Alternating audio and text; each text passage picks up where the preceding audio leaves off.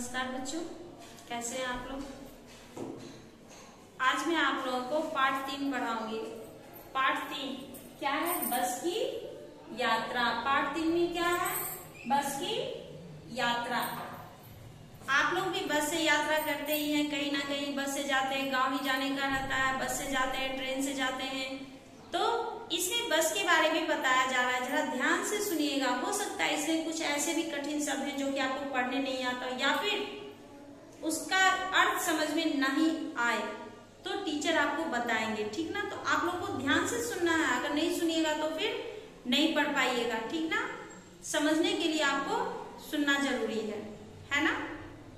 तो सबसे पहले आप लोग पेज नंबर 14, पृष्ठ संख्या 14, पेज नंबर 14 निकालिए। हाँ, तो बस की यात्रा किसने लिखा? हरिशंकर परसाई ने। हरिशंकर परसाई ने। तो इसमें सबसे पहले हम लोग क्या पढ़ने वाले हैं? प्रस्तावना प्रसंग। प्रस्तावना प्रसंग विश्वंभर नाथ शर्मा कौशिक इन्होंने लिखा है। अब क्या है प्रस्तावना प्रसंग में? आप लोग देख रहे हो, एक ट्रेन का चित्र है, ट्रेन का चित्र दिया गया है ना। तो पहले हम लोग उसकी जानकारी लेते हैं बच्चों, फिर आगे बढ़ेंगे, ठीक ना। तो आप लोग ध्यान से सुनिए। कुछ देर बाद ऐसी दशा हो गई कि कोई हमारा अब असवाब ले ले और हमें लेटने का स्थान दे दे। वो कहते हैं सब कुछ मुझसे ले ले, लेकिन मुझे लेटने के लिए स्थान, जगह दे दे। परंतु वहां कहाँ सज्जन कर वासा, वहां पर सज्जन लोगों का वास कहाँ? वहां अच्छे लोग नहीं थे जो कि उनको कहता ठीक है आप सो जाइए। थोड़ी देर में पुनः ट्रेन रुकी तो हम फिर झोंके में आगे की ओर गिरे। संभलने के लिए हाथ जो बढ़ाया तो एक महाशय की गर्दन पर गिर पड़े। वह अपनी सीट से लुढ़ककर नीचे और हम उनके ऊपर। वो अपनी सीट से लुढ़ककर नीचे चले गए और मैं उनके ऊपर। ऐसी स्थिति थी। लोगों ने खींच कर हमें उठाया।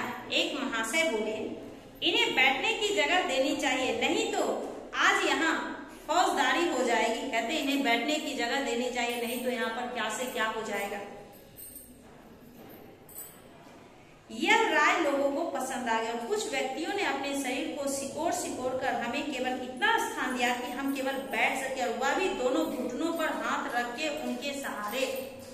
कभी कभी ऐसी स्थिति होती है, ट्रेन से सफर कर रहे या बस से बहुत भीड़ रहती है, ठीक ना। तो आप जा रहे हो तो वहां क्या करते हो? बैठने के लिए जगह नहीं है, फिर भी आप किसी तरह से इधर उधर करके बैठ गए, जगह बना लिए। तो ऐसे फैल के नहीं बैठते, एकदम सिकुड़ के बैठते, एकदम सिकुड़ जाते, एकदम ऐसे करके बैठ गए। अब कोई उधर से धक्का दे रहा है, कोई उधर से धक्का दे रहा है, किसी तरह से सांस भी अटकी हुई है और दोनों हाथ जो है अपने घुटनों पे रख के बैठे हुए हैं। ये तो रेल यात्रा का था। और इस पाठ में, इस कहानी में बस की यात्रा का वर्णन किया गया है, ठीक ना। जैसा कि यहाँ पे लिखा गया है बस की यात्रा। ट्रेन की यात्रा हो गया, अब बस की यात्रा के बारे में सुनिए। जब ट्रेन में इतनी मुसीबतों का सामना करना पड़ता है तो बस में उससे भी ज्यादा, है ना। अब यहाँ पे प्रश्न दिया गया है, प्रस्तुत अवतरण में किस चीज की यात्रा का वर्णन है? प्रस्तुत अवतरण में किस चीज की यात्रा? ट्रेन की यात्रा का वर्णन है। ये स्वाभाविक है, सब लोग जानते हैं। लोगों ने लेखक के मित्र को बैठने के लिए स्थान क्यों दिया? क्योंकि उन्हें ऐसा लगा कि अगर ये एक दूसरे के ऊपर गिरते रहे तो पता क्या चलेगा कि यहाँ खून खराबा हो गया, इसलिए उन्हें बैठने के लिए जगह दे दिया। आजकल यात्रा और भी सरल बनाने के लिए हम क्या कर सकते हैं? आजकल यात्रा और भी सरल बनाने के लिए हम क्या कर सकते हैं? अब हम लोग आगे बढ़ते हैं, ठीक है। पेज नंबर 15 यानी पृष्ठ संख्या 15। हम 5 मित्रों ने तय किया कि शाम 4 बजे की बस से चले। 5 मित्र थे, ठीक ना।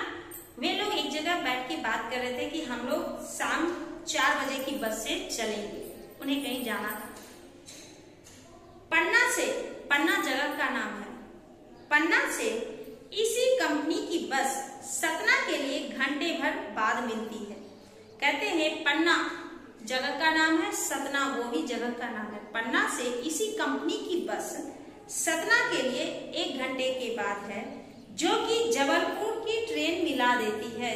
उस बस से अगर हम लोग जाएंगे तो जबलपुर की ट्रेन जो है वो हमें मिल जाएगी समय पर। जैसे हम लोगों को ट्रेन से सफर करना है तो हम लोग क्या करते हैं कि इस टाइम में अगर ऑटो रिजर्व किए, कैब बुक किए, चाहे अपनी खुद की गाड़ी है उससे अगर जाएंगे 1 घंटे बिफोर हम लोग स्टेशन पहुंच जाएंगे। कितनी भी भीड़ क्यों ना हो, मान लीजिए कि आधे घंटे का रास्ता है तो हम लोग 1 घंटा 1.5 घंटा पहले निकलते। हो सकता है कभी कभी क्या होता है भीड़ रहती है तो उससे समय से पहले वहां पहुंचना जरूरी है स्टेशन, तो हम लोग उसी तरह से निकलते हैं, वहां पहुंच जाते हैं।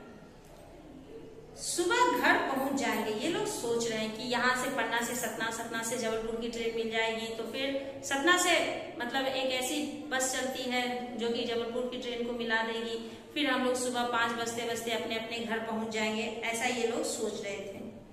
हम में से 2 को सुबह काम पर हाजिर होना था। 5 थे, 5 में से 2 आदमी ऐसे थे जिनको कि सुबह ऑफिस पहुंचना बहुत ही जरूरी था, इसलिए वापसी का यही रास्ता अपनाना जरूरी था। इसलिए उन्होंने सोचा कि वापसी में ऐसे ही चला जाए तो जल्दी पहुंच जाएंगे।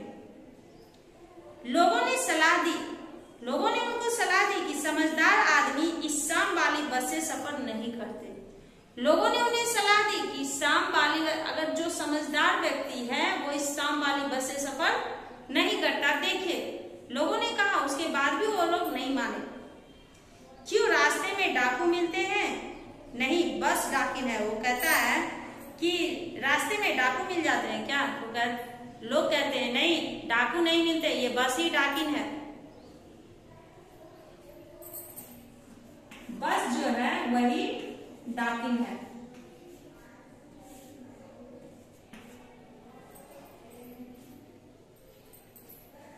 सतना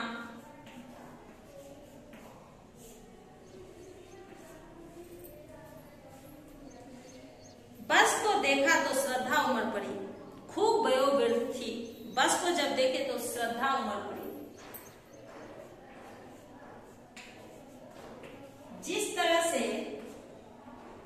बड़े बुजुर्ग को देखकर उनके लिए श्रद्धा उत्पन्न होती है, वैसे ही बस को देखकर श्रद्धा उत्पन्न हुई। क्यों हुई? क्योंकि वो बस बहुत ही बूढ़ा था, यानी पुराना था। वयोवृद्ध, वयोवृद्ध यानी बहुत ही बूढ़ा, बहुत ही पुराना।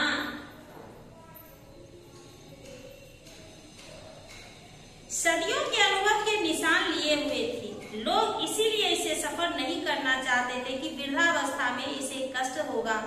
यह बस पूजा के योग्य थी, उस पर सवार कैसे हुआ जा सकता।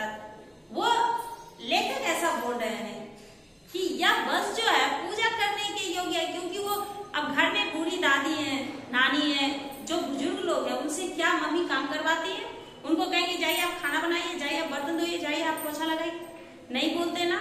वो पूजा करने योग्य, उनकी सेवा हमें करनी है, उनकी सेवा हमें करनी है, ना कि उनसे करवानी है। वही लेखक कह रहे हैं कि इतने वयोवृद्ध होने के बाद इस बस में लोग सफर नहीं करते हैं। क्यों? क्योंकि ये इतनी वृद्धावस्था में भी हम लोगों को एक जगह से दूसरी जगह पहुंचाने का काम करती है। ये तो पूजा करने योग्य है, इसकी हमें पूजा करनी चाहिए, ना कि इसमें बैठ के एक जगह से दूसरी जगह जाना चाहिए। बस कंपनी के एक हिस्सेदार भी उसी बस से जा रहे थे। बस कंपनी का एक हिस्सेदार था, पार्टनर था, जो कि उसी बस से जा रहा था। हिस्सेदार, पार्टनर।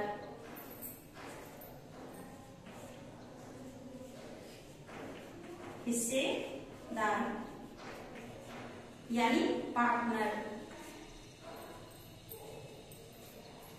हमने उनसे पूछा यह बस चलती भी है? पूछते यह बस चलती भी है?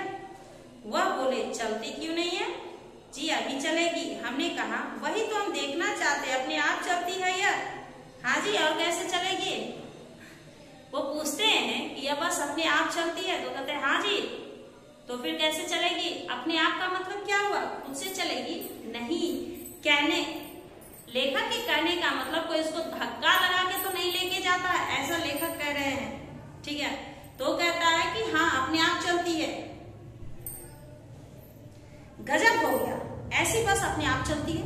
वो लेखक कहते हैं गजब हो गया, ऐसी बस अपने आप चलती है। हम आगा पीछा करने लगे, वो कभी आगे जाते कभी पीछे जाते, क्या ये बस चलेगी? खुद से चलेगी? उन्हें आश्चर्य भी हो रहा है। डॉक्टर मित्र ने कहा डरो मत चलो, बस अनुभवी है। डॉक्टर मित्र कहते हैं कि डरो मत चलो, बस जो है वह अनुभवी है, यानी कि उसे अनुभव है, वो हमेशा इस रास्ते से आती जाती है, अनुभवी।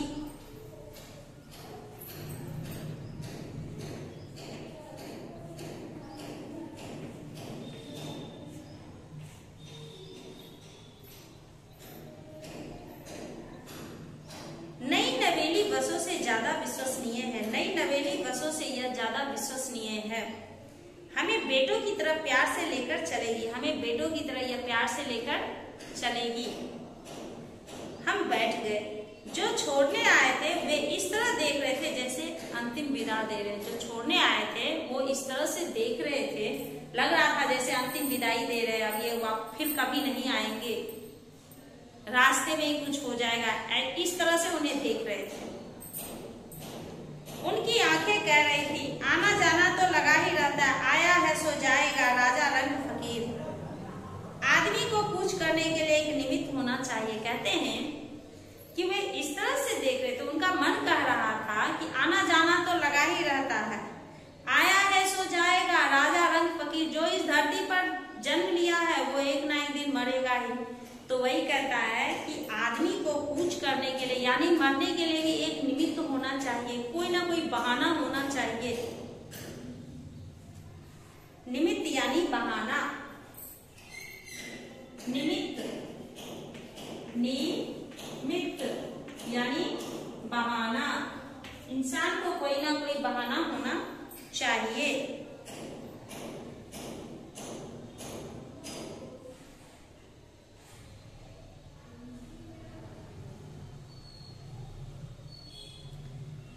इस धरती पर जो आया है उसे एक ना एक दिन जाना ही है, चाहे वह राजा हो, रंक हो या फकीर। राजा यानी अमीर, रंक यानी गरीब, फकीर यानी साधु।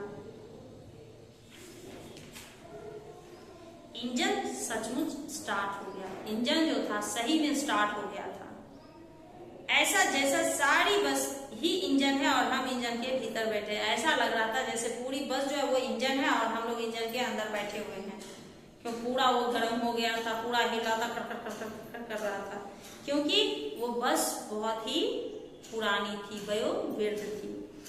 कांच बहुत कम बचे थे, खिड़की विंडो रहता ना वो उसमें कांच ग्लास जो रहता है वो बहुत ही कम बचा था, सब टूटा फूटा था, कुछ में था ही नहीं, और कुछ में था भी तो छोटा छोटा छोटा छोटा बचा हुआ था। जो बचे थे उनसे हमें बचना था, और जो बचे हुए थे उससे हमें बचना था। क्यों? कहीं एक ही बार झटका लगा कि कहीं ग्लास टूट के हमारे ऊपर ना आ जाए, उससे हमें बचना था। हम फौरन खिड़की से दूर सरक गए। लेखक तुरंत क्या किए? खिड़की से दूर हट के बैठ गए कि कहीं कांच हमारे ऊपर गिरा तो गए। इंजन चल रहा था, हमें लग रहा था कि हमारी सीट के नीचे इंजन है। इंजन चल रहा था, लग रहा था जैसे उनके सीट के नीचे ही इंजन है। किनके सीट के इंजन? लेखक। बस सचमुच चल पड़ी और हमें लगा कि यह गांधी जी के असहयोग और सविनय अवज्ञा आंदोलन के वक्त अवश्य जवान नहीं होगी। जिस समय गांधी जी आंदोलन करते थे, सविनय अवज्ञा आंदोलन, उसी समय यह बस चल रही होगी और उस समय यह बस जो थी वह जवान होगी, ऐसा उन्होंने सोचा। उसे ट्रेनिंग मिल चुकी थी, उसे ट्रेनिंग मिल चुकी थी। हर हिस्सा दूसरे से असहयोग कर रहा था, हर हिस्सा दूसरे से लड़ रहा था, असहयोग कर रहा था, एक दूसरे को सहयोग करना। पूरी बस सविनय अवज्ञा आंदोलन की दौर से गुजर रही थी। सीट का बॉडी से असहयोग चल रहा था, कभी लगता सीट बॉडी को छोड़कर आगे निकल गई है, कभी लगता है कि सीट को छोड़कर बॉडी आगे भागी जा रही है। कभी इनको लगता था हम सीट इधर जा रहे हैं, कभी लगता पीछे जा रहे हैं, ये स्थिति थी। 8-10 मिनट चलने पर सारे भेदभाव मिट गए। 8-10 मिनट जब ये लोग चल लिए, सारे भेदभाव मिट गए। आदत सी, ऐसा लगा जैसे आदत हो गई। स्टार्टिंग में प्रॉब्लम होता है, लेकिन धीरे धीरे वो समाप्त हो जाता है। यह समझ में नहीं आता था कि सीट पर हम बैठे या सीट हम पर बैठी है। ये उनकी समझ में नहीं आ रहा था कि सीट मेरे ऊपर बैठी है या मैं सीट के ऊपर बैठा हूं। असहयोग,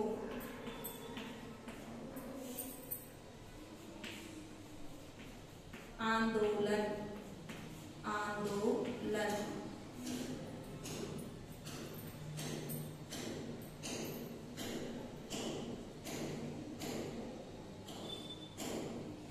एकाएक बस रुक गई। एकाएक बस जो थी वह रुक गई। मालूम हुआ कि पेट्रोल की टंकी में छेद हो गया। ऐसा मालूम हुआ कि पेट्रोल की टंकी में छेद हो गया।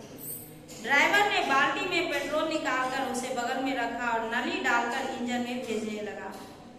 ड्राइवर ने क्या किया, बाल्टी लगा लिया, पेट्रोल निकालकर उसे बगल में रखा, फिर क्या किया, नली डालकर इंजन में उसको डालना शुरू किया। अब मैं उम्मीद कर रहा था कि थोड़ी देर बाद बस कंपनी के हिस्सेदार इंजन को निकालकर गोद में रख लेंगे और उसे नली से पेट्रोल पिलाएंगे। अब इनको लग रहा था कि वो बस कंपनी का जो हिस्सेदार पार्टनर जो था वो इंजन को निकालकर अपनी गोद में रख लेगा और उससे फिर नली से उसमें पेट्रोल डालेगा। बस की रफ्तार अब 15-20 मील हो गई थी। बस की रफ्तार जो थी अब 15-20 मील हो गई थी। मुझे उसके किसी हिस्से पर भरोसा नहीं था। लेखक को उसके किसी भी हिस्से पर भरोसा नहीं था, क्योंकि वह बस इसी तरह से चल रही थी कि सब लोग परेशान हो रहे थे। ब्रेक फेल हो सकता है, स्टीयरिंग टूट सकता है। प्रकृति के दृश्य बहुत लुभावने थे। प्रकृति के दृश्य जो थे वो बहुत ही लुभावने थे। दोनों तरफ हरे भरे पेड़ थे जिन पर पक्षी बैठे थे। दोनों तरफ हरे भरे पेड़ थे जिस पर पक्षी बैठे थे। मैं हर पेड़ को अपना दुश्मन समझ रहा था, वो हर पेड़ को अपना दुश्मन समझ रहे थे। जो भी पेड़ आता डर लगता कि इससे बस टकराएगी, वह निकल जाता तो दूसरे पेड़ का इंतजार करता। पेड़ इस तरह से लगा हुआ था कि लगता था कि अब जो ये बस जाएगी, पेड़ को देखते थे लगता था अब तो बस उससे टकराई, लेकिन बस संभल जाती थी, उसके बगल से निकल जाती थी। जान में जान आता था। फिर अगले पेड़ का इंतजार ये करते थे कि फिर कहीं आगे पेड़ होगा, कहीं वो पेड़ आएगा, फिर कहीं टकरा ना जाए। बस इसी तरह से चल रहे थे। एकाएक फिर बस रुकी। अचानक फिर से बस जो थी वह रुक गई। ड्राइवर ने तरह तरह की तरकीबें की, पर वह चली नहीं। सभी ने अवज्ञा आंदोलन शुरू हो गया था। कंपनी के हिस्सेदार कह रहे थे बस तो फर्स्ट क्लास है जी, यह तो इत्तेफाक की बात है। उसका पार्टनर जो था वो कह रहा है कि बस तो फर्स्ट क्लास है, लेकिन इत्तेफाक की बात है कि यह बंद हो जाती है।